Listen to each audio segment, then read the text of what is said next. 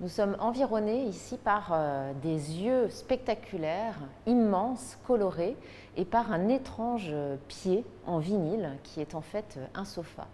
Ces œuvres qui ont l'air tout droit sorties d'un conte de fées ou d'une sorte de rêve un peu onirique ou encore d'une planche de BD sont des œuvres de l'artiste française Nicolas L.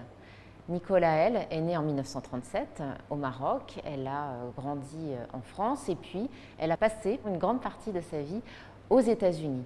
Notamment à partir de 1966, elle fait des voyages à New York et à la fin des années 70, elle décide de s'établir définitivement dans cette ville qui l'a tant inspirée et elle s'installe au Chelsea Hotel, le fameux hôtel où se retrouvent la bohème et les artistes de New York, notamment les poètes de la Beat Generation.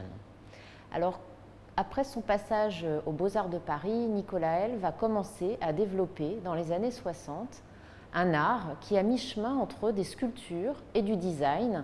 Elle va notamment avoir recours à des matériaux industriels, le plastique, le vinyle, comme sur ce pied-sofa, et elle va développer ce qu'elle va appeler un art fonctionnel. Ce sont en effet des objets en attente de leur usage. Chaque fois, ce vocabulaire déploie des morceaux de corps. Ça peut être des yeux ou des pieds comme ici, une main, canapé, un bras. Donc ces corps démembrés en attente de leur usage sont aussi des façons de porter un regard sur la place faite aux femmes à cette époque dans la société et notamment dans la sphère domestique. Pour le dire vite, une condition de femme-objet. Elle va d'ailleurs de manière tout à fait provocatrice réaliser en 1969 une commode en forme de femme avec une télévision en lieu et place du ventre et des tiroirs en lieu et place de la poitrine.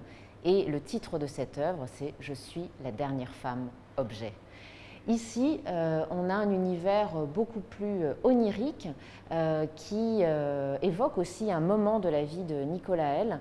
Elle a pendant plusieurs années vécu à Ibiza, dans les milieux de la contre-culture, et participé finalement à ce que pouvait être une vie communautaire à cette époque-là.